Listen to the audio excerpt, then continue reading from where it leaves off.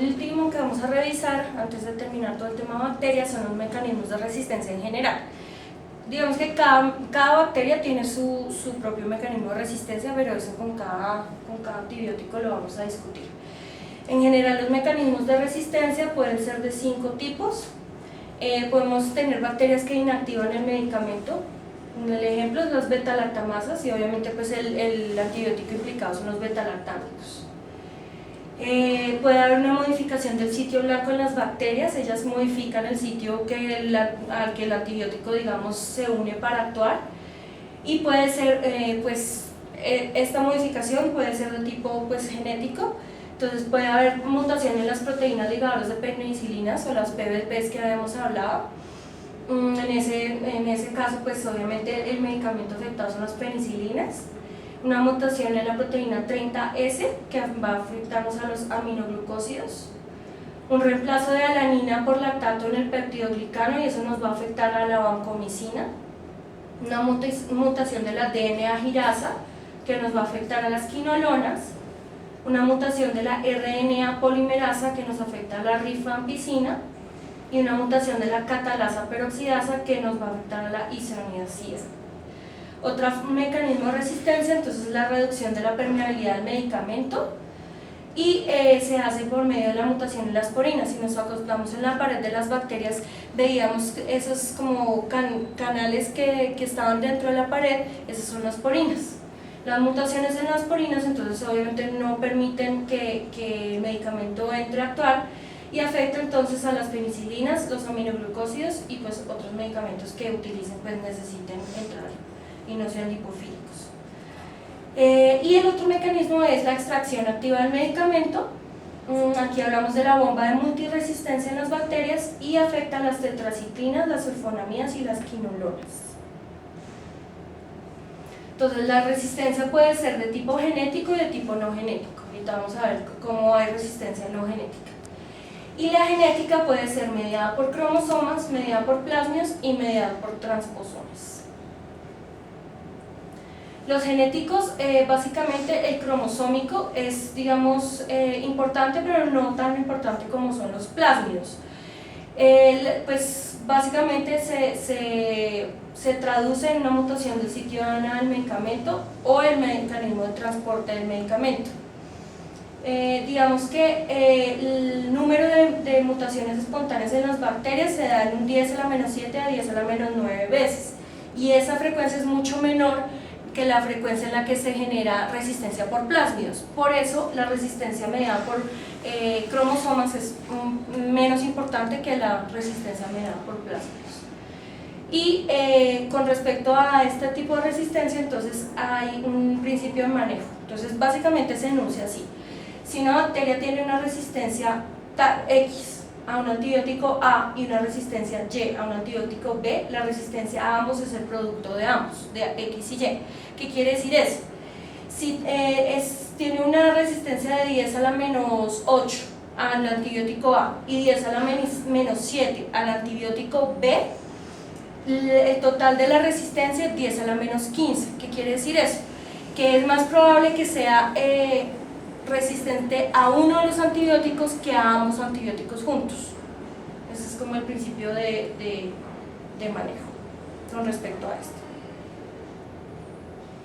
El segundo y el más importante es el mediado por plásmidos. Es relevante porque pues ocurre en muchas especies de bacterias y es más importante pues en los bacilos gram negativos. Obviamente pues ayuda a que las bacterias sean resistentes no solo a un antibiótico sino a múltiples antibióticos y es importante porque los plásmidos tienen una alta tasa de transferencia. Entonces cuando las bacterias están pues en el proceso de conjugación, los plásmidos tienen alta relevancia porque se pueden transferir de una especie a otra o entre géneros, y eso es muy importante porque se genera multiresistencias entre distintos tipos de bacterias. Los plásmidos de resistencia entonces son denominados los factores R o factores de resistencia. Hay otros que son los factores T que no tienen nada que ver con la resistencia. Entonces son, digamos que agrupaciones de DNA que es extracromosomal, circular, y contiene los genes de resistencia. Aquí entonces vemos más o menos un modelo de cómo sería. Entonces se divide en dos, este DNA circular. Los genes de resistencia de transferencia, entonces todo lo que es genes de resistencia de transferencia nos referimos al virus sexual y otras proteínas, y median la transferencia de ADN entre una bacteria y otra cuando estamos en el proceso de conjugación. Y los genes de resistencia a los antimicrobianos, que pues obviamente codifican las proteínas de resistencia antibiótica. Si vemos aquí, tiene varios genes. Si una bacteria tiene varios genes para distintos antibióticos, acá gentamicina, eritromicina, penicilinas, pues aquí tetraciclinas, bueno. Cuando tenemos todos esos genes, es importante porque transferimos resistencia a varios antibióticos, y cuando seleccionamos, o sea, cuando damos un antibiótico para uno de, digamos, este antibiótico, seleccionamos a la bacteria y hacemos que esta bacteria resistente a este antibiótico sea resistente a muchos antibióticos. Esa es la selección de las bacterias. Los factores R, entonces, pues hay mecanismos, digamos, básicos con respecto a los plásmidos. Entonces, en las penicilinas y cefalosporinas, entonces el mecanismo de resistencia es la ruptura del anillo beta-lactámico. En los aminoglucósidos, la modificación por acetilación, adenililación y fosforilación. El cloranfenicol, la modificación por acetilación. La eritromicina, pues la resistencia se media por el cambio en el receptor por metilación del RNAR. La tetraciclina, que la resistencia se da por aumento de exportación o porque pues no entra tanto, y las sulfonamidas por transporte activo, o sea, lo sacamos de la bacteria. Entonces, los factores R son importantes porque, como les decía, puede haber uno o más genes de resistencia, no solamente un cromosoma, sino son varios, y eso nos genera que haya resistencia más de un antibiótico. Entonces, ahí volvemos a este esquema. Tenemos un gen, tenemos varios genes de resistencia, no solo uno como sería pues en el mecanismo de cromosomas. Entonces eso nos genera alto grado de resistencia antibiótica.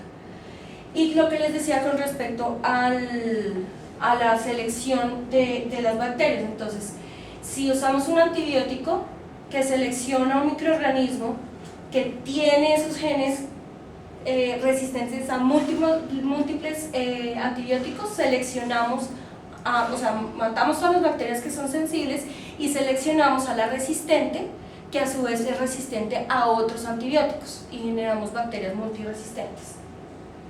Eso todo depende de qué genes están codificados en el DNA del plasma.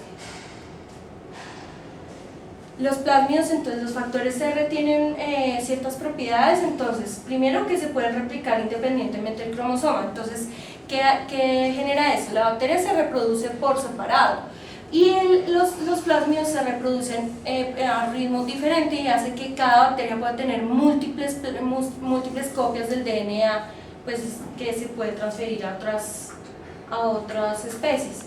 Y lo que les decía, no solamente se puede transferir entre la misma especie, sino a otras especies y a otros géneros. Entonces eso nos ayuda, pues les ayuda a las bacterias a transferir resistencia entre unas y otras, y nos aumenta el problema de resistencia antimicrobiana. Los tipos de plásmidos, entonces, largos y cortos, depende del peso molecular. Los largos son más que todo los implicados en la conjugación, y tienen ADN pues extra, o sea, no solamente son los genes de resistencia, sino genes para pues todo el proceso de conjugación, mientras que los cortos solamente tienen el ADN, los genes de resistencia.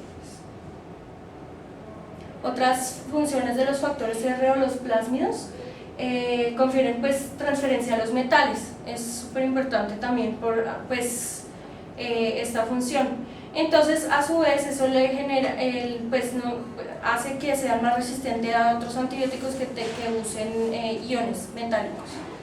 Y les confiere resistencia a los bacteriófagos, que son virus pues, que infectan a las bacterias. Entonces, eso los ayuda a ser resistentes a los virus bacterianos. Y por último están los transposones.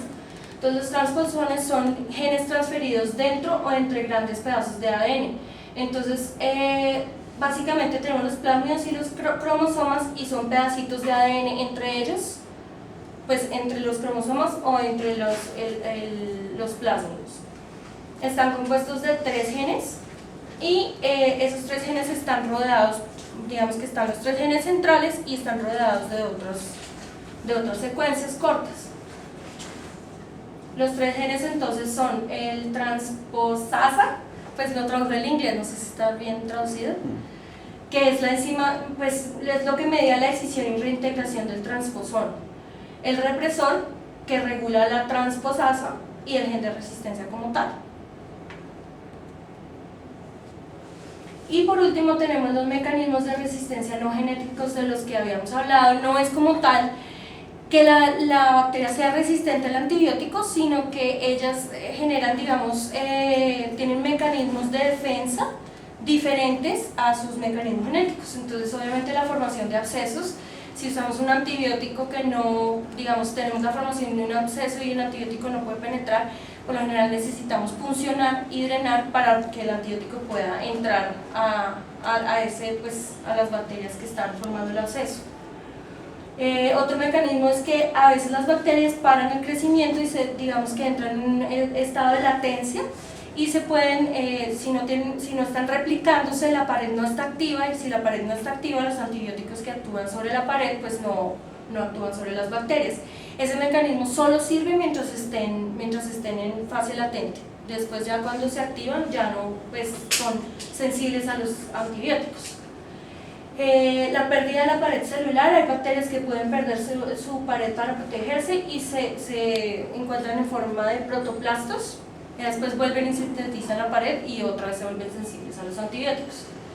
La presencia de cuerpos extraños, esto es súper importante cuando hablemos de catéteres, por ejemplo. Se llama biofilm, sí. El biofilm. Ah, bueno, ¿lo pongo ahí? Sí, después, Listo. biofilm. El biofilm, pues, que es pues, la presencia de los cuerpos extraños en el cuerpo, como son los catéteres, súper importante en la unidad de cuidados intensivos. Y los artefactos que son no como tal mecanismos de la bacteria, sino más culpa pues, nuestra, que es no usar el antibiótico adecuado, no usar la dosis adecuada o no usar el intervalo adecuado. Entonces es más que todo eso. Y los